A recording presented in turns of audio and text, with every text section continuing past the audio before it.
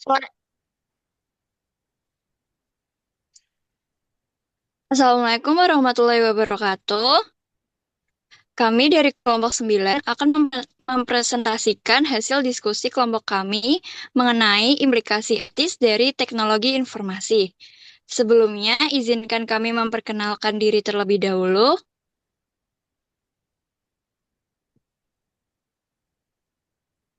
Saya Aulia Sarah Ediva dengan NIM akhir 075.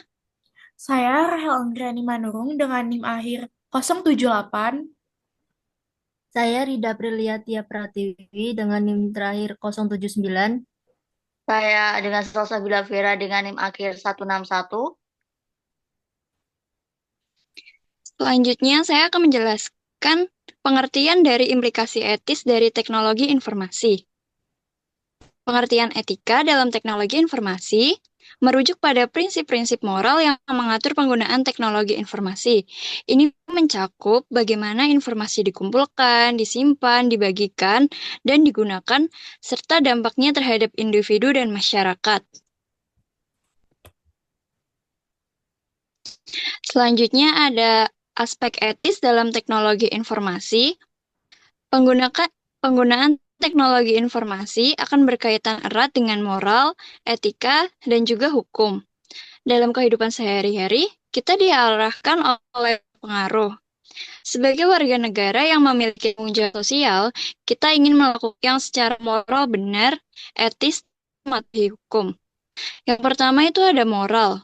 Moral adalah tradisi kepercayaan yang mengenai perilaku yang benar dan salah.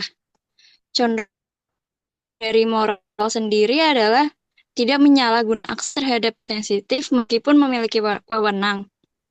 Misal kita kan punya akses ke data yang sensitif nih. Nah, kita tuh nggak berhak menyalahgunakan walaupun kita tuh punya wewenang.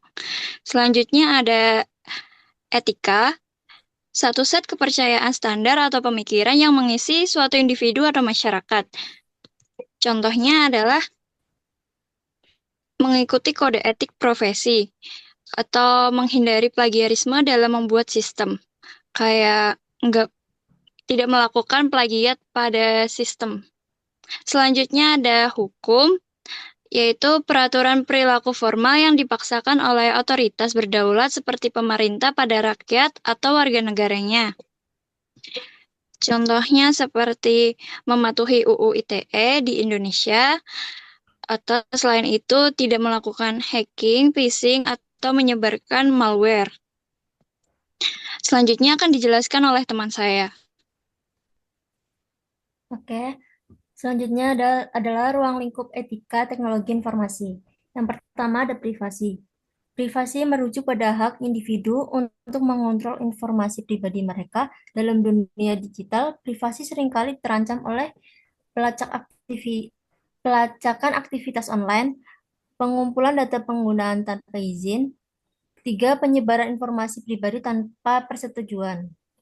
Contohnya, aplikasi yang mengakses lokasi menggunakan terus-menerus tanpa izin atau kebocoran data transaksi belanja online yang mengungkap informasi pelanggan kepada pihak ketiga. Yang kedua, ada keamanan informasi.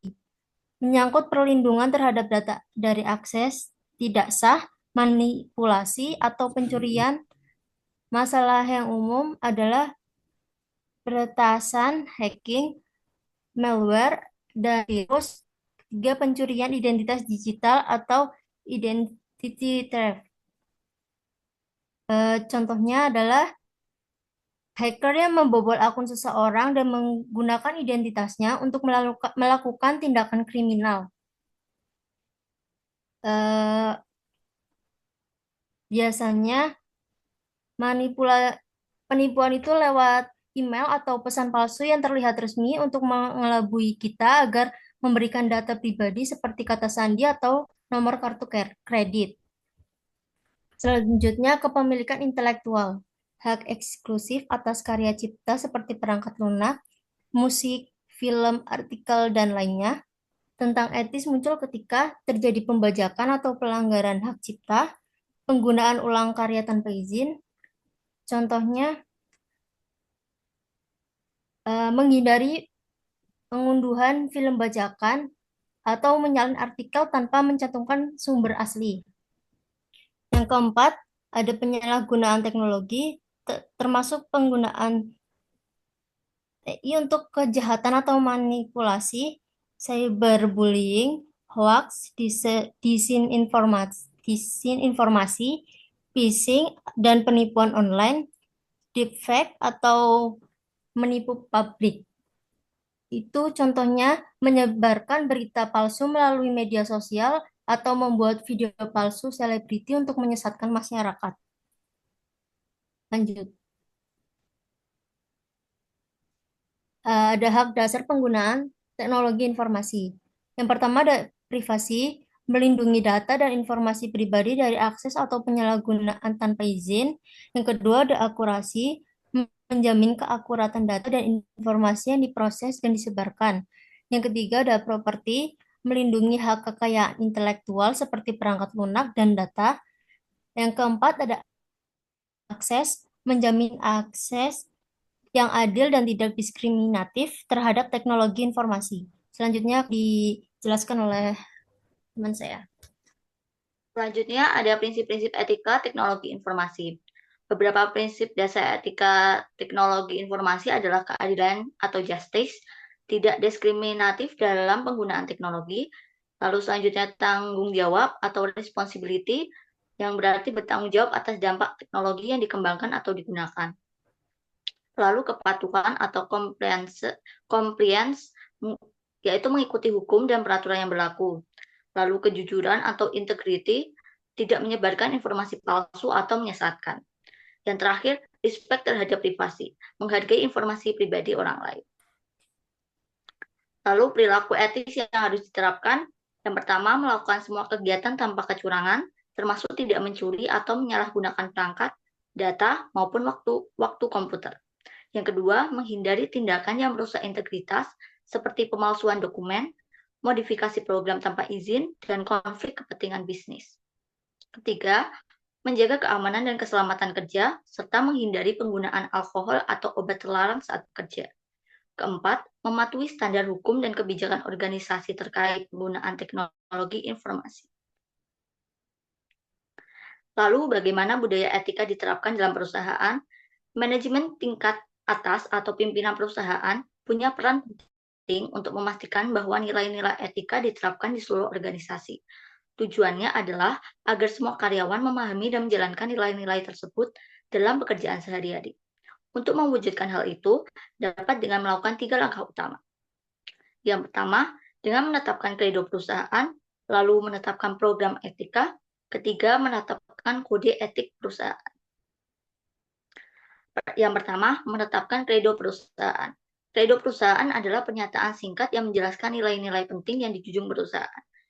Jadi, kredo itu semacam janji atau nilai-nilai penting yang dipegang perusahaan. Sebagai contoh, kami berkomitmen untuk bertindak jujur dan adil terhadap semua pelanggan. Tujuannya adalah untuk memberitahu semua pihak, baik di dalam maupun di luar perusahaan, mengenai prinsip-prinsip etis yang dipegang teguh oleh perusahaan. Yang kedua, dengan menetapkan program etika. Program etika adalah serangkaian kegiatan yang dirancang untuk memberikan panduan kepada karyawan dalam menjalankan nilai-nilai perusahaan. Yang berarti, kegiatan itu dibuat untuk mengajarkan karyawan bagaimana cara kerja sesuai dengan nilai-nilai tadi. Contohnya, seperti saat ada karyawan baru, mereka diberi sesi perkenalan atau pelatihan soal aturan dan nilai-nilai di tempat kerja. Jadi semua karyawan dapat mengetahui harus bersikap seperti apa di tempat kerja. Lalu yang ketiga, dengan menetapkan kode etik perusahaan. Kode etik adalah aturan tertulis yang menjelaskan standar perilaku yang diharapkan dari semua karyawan. Setiap perusahaan bisa membuat kode etik sendiri, dan kadang kode ini disesuaikan dari standar industri atau profesi tertentu. Kode etik itu aturan tertulis yang jelas tentang mana yang boleh dan mana yang tidak boleh dilakukan. Selanjutnya akan dijelaskan oleh teman saya. Oke, selanjutnya saya akan menjelaskan mengenai tantangan etis dalam teknologi informasi. Jadi, di dunia teknologi itu ada beberapa tantangan soal etika. Yang pertama, kemampuan komputer yang sangat fleksibel memungkinkan pemrograman yang dapat disalahgunakan demi kepentingan pribadi atau kelompok tertentu. Lalu, resiko pelanggaran privasi individu karena pengumpulan dan penyebaran data secara masif. Selanjutnya, masalah pembajakan perangkat lunak yang merugikan industri teknologi dan pengembang. Dan yang terakhir, potensi penyalahgunaan teknologi yang dapat mengganggu hak dan kebebasan masyarakat.